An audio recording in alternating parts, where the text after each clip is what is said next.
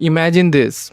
You just got fired, you are sitting at a bar drunk, watching your favorite team play the biggest game of the season, and you pull out your phone and start texting your best friend that your boss needs to die. Word for word, over and over again, you think it's just venting, you think he gets it. He's your friend, he didn't get it. By the next morning, the police had your photo posted all over your workplace. By that afternoon, handcuffs. What you are here about is a true story, a real federal court case. It starts with a firing, a baseball game, and a string of text messages that spiraled completely out of control. I'm going to tell you the full story, every twist, every betrayal, and the shocking legal reversal at the end that almost nobody saw coming. Stay with me until the end because the final reveal changes how you see everything that happened before it. That's a federal park, government run, unionized, and bureaucratic. The kind of places where everyone knows everyone and grudges run deep and quiet for years. Our main character, let's just call him the volunteer, had given a lot of himself to this place. Not for prey, voluntarily, he showed up, he worked, he carried, he helped maintain the boats. It wasn't glamorous work, but it was his. He had a friend there too, a real friend, or so he thought. Someone he texted constantly, hung out with outside work, even stayed at his apartment once. Their messages covered everything: work stuff, personal stuff, sports, and life. The kind of friendship where you don't filter yourself, where you just say what's on your mind. His friend was also his direct supervisor at the park. And above that supervisor, a manager, the top dog of that department.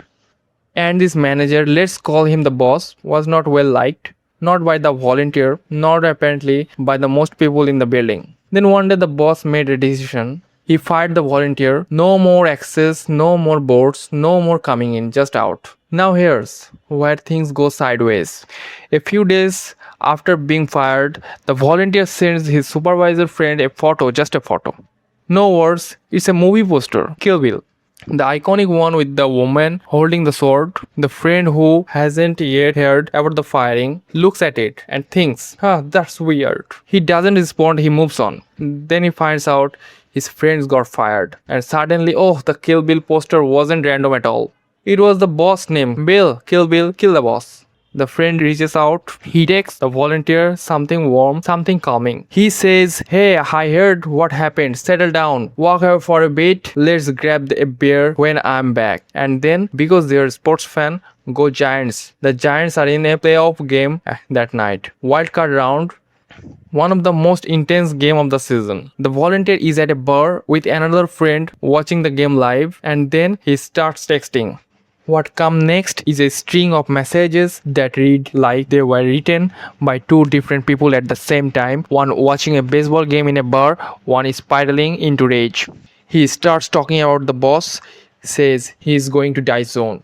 No big deal, we all do. There's a typo, then a commitment about the game, probably just wailing at the screen. Then he comes back, Bill is dead soon, and then it escalates. He starts writing about how the boss is evil, how people of good conscience eradicate evil, how that's going to be his personal responsibility.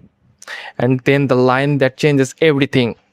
He says he bought a bat. He references a skin of Goodfellas, the famous skin where a man is beaten to death with a baseball bat. He says what he's planning will make that skin look peaceful. The messages keep coming, each one darker than the last. The supervisor friend tries to pump the brakes. He takes back, don't go there, don't talk like that, don't pump me in that position to having to deal with this. The volunteer responds, he needs to die. Unfortunately, many federal employees will soon. Then second later, a home run celebration about the baseball game. Then more rage about the boss. Then Kill Bill. Then another celebration about Giants scoring. Back and forth, fury and baseball, threats and sports. The two threads completely tangled together. Now put yourself in the supervisor friend's position. It's late night. Your close friend, someone you have shared with a home, someone you thought you knew, had just sent you what might be a serious murder threat, or might just be a drunk venting, or both. You can't tell.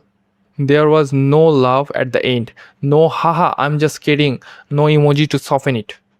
Just raw anger and promises of violence. What do? He doesn't call the police, not immediately. He paces around his house, talks to his wife, sits with it, and then he goes to sleep. He tells himself, sleep on it, think it through. The next morning, he wakes up and make a decision. He calls the boss directly, not the police. The boss himself just to warn him, just to be safe. I thought it was a responsible thing to do, he would later say.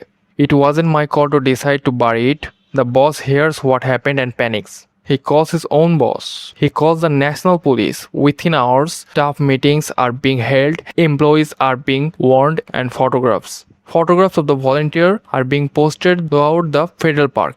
Here's the thing, the volunteer doesn't know yet. His friend has already told the boss everything. He wakes up the morning after the game, is still fired, is still angry, but apparently in the completely different headscape. He texts his friend again and the tone is almost unrecognizable. He says, "What an awesome game," and then almost like PS. He walks back everything from the nights before, but in the strangest way possible. He doesn't say sorry. He doesn't say I was just venting. Instead, he says, and I'll only hit him if there's a zombie apocalypse. He is running though the streets screaming like a little girl. That's his version of walking back. Not a sincere apology, not I was drunk, ignore me, just a slightly more absurd version of the same threat. He has no idea police are already on their way. Hours later, law enforcement arrives, federal charge, threatening conduct, intimidating a federal agency. And now the volunteer knows, his friend told. His close, trusted sleep at his apartment friend went straight to the boss. The photo posted everywhere. The police, the arrest, all of it come from one phone call. So the volunteer sends one more round of texts. Now threats of violence this time. Something different. Something colder. A promise to destroy his friend's life in open court. Expose secrets. Air everything. Make the whole thing as painful as possible. The friendship was over. Completely. In 24 hours, from Go Giants to federal charges, the case goes to trial. One day, one judge, no jury. The government's argument is simple. Those texts were real threats. The friends lost sleep. He paced around his house. He was scared enough to call the boss the next morning. If the person who knew him best was afraid, that means the threat was real. The judge agreed. Guilty. But the volunteer appealed, and that's where the story takes its sharpest turn. The appeal landed his federal district court. And here, the legal question goes deeper. For a statement to be prosecutable threat, it must be what lawyers call a true threat. Two things must be proven. Beyond a reasonable doubt, 1. A reasonable person would see it as a real threat. 2. The speaker actually means it as seriously. Both, not one, both. The appeal judge reviews every single text, and the judge finds something the trial court missed. Look at the text again. Baseball celebration mixed with rage. He wasn't texting his boss, he wasn't posting online. He was texting his close friend privately. While watching a playoff game at a bar, look at the zombie apocalypse. Text in the morning. Someone who meant it would say sorry. No, invent a crazier version of the same thing. The judge also found something else.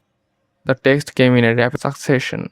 There's no proof he even read the settled down reply. They may have been texting over each other, no responding, just venting in parallel. The government couldn't prove he meant any of it seriously in full context.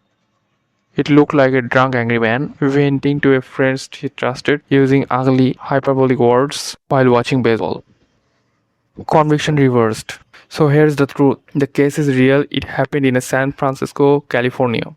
The federal park, the San Francisco Maritime National Historical Park, a historic waterfront park on the northern shore of the city. The volunteer's name, Timothy Hayner.